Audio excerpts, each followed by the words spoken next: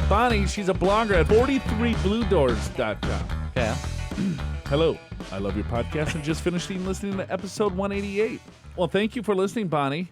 She listened to the episode with your boy Cupert on real estate investing. Yeah, that was kind of fun. Yeah, was talked great. About VRBO and Airbnb. Yeah, and then you mentioned, I'm not sure who she's referring to here, that everyone who makes money in real estate leverages loans. That sounds like a Big Al statement.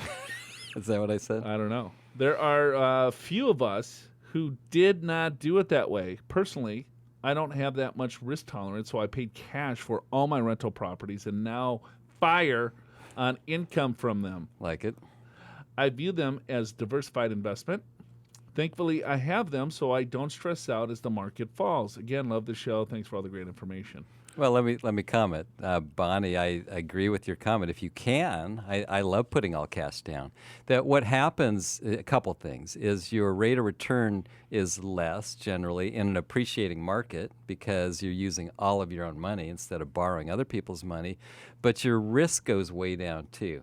And so if you can buy properties with all cash, I'm all for it. I think that's a great way to go. Most of us cannot, but well, they cannot in San Diego. Yeah, because average property price here is probably $600,000, right? And a lot of the homes that you're looking at would be $1 million or more. Sure, and that would be probably not a really great investment for a rental standpoint. Probably not. And right. The reason for that is that let's say you get rents at what? Let's say $1 million home. Right. 3,000 rents? Yeah, maybe something like that. So that's $36,000 for the year. What you really want to do to make this work out is 1% of the value per month. So 1% of $1 million is $10,000 per month. That's $120,000. That's where the math really works well on these. And so there Isn't are that 12,000. 1% of 1 million. Oh, 1%. I'm sorry. Yeah, it's 10,000 times 12 months is 120. Got it. You with me? Yeah. Yes, I'm with you. Yeah. Okay. So at any rate, if you live in a part of the country where your rents are 1% of the value, then if to the extent you're able, keep buying up properties. Sure. Yeah. And there's a ton of areas in the country where you can do that. Yeah. Texas is kind of known to be an area, not so much around Austin, but maybe some Dallas. Dallas, maybe Texarkana. Houston. Yeah, Amarillo. Let's see, what else do we know in Texas? Houston. That's it. I said H-Town. Yeah. So, yeah, if you have multiple properties that you paid cash for, and then you got a cap rate of 3, 4, 5%, yeah. I mean, then those are really good cash-on-cash properties. In Texas, it can be 10%. Nevada? Yeah, some places. Arizona? Yeah, some places. Florida? Yeah. Probably Minnesota? Tennessee, Iowa? Minnesota for sure. Sure. Alabama. But anyway, you just got to do your homework and research. That's right. And so I think we hear with real estate investors is that, okay, well, I'm going to buy, in my area. Well, okay, that's great because you can go look at your property. But yes. When you live in some areas, I mean, New York, for instance. Yeah, what if you're live not in going New to be York buying? City? Yeah, you're not going to be buying a bunch Let's see, I'll buy a condo all cash for $3 million. Yeah, right.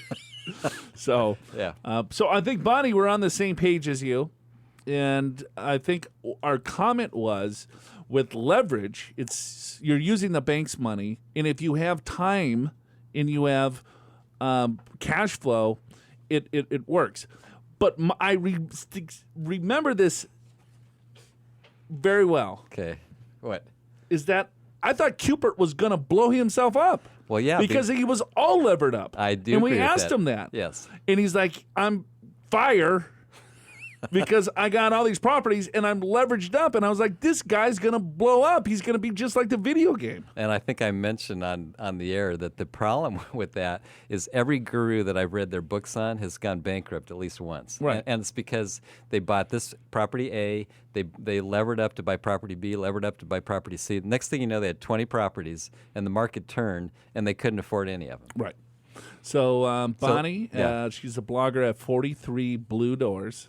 I wonder what that means. Blue doors versus You're going to have to Google it, I guess. orange doors. I don't know. Versus blue doors. I don't know. I like it. So, yeah, I think we're on the same page there.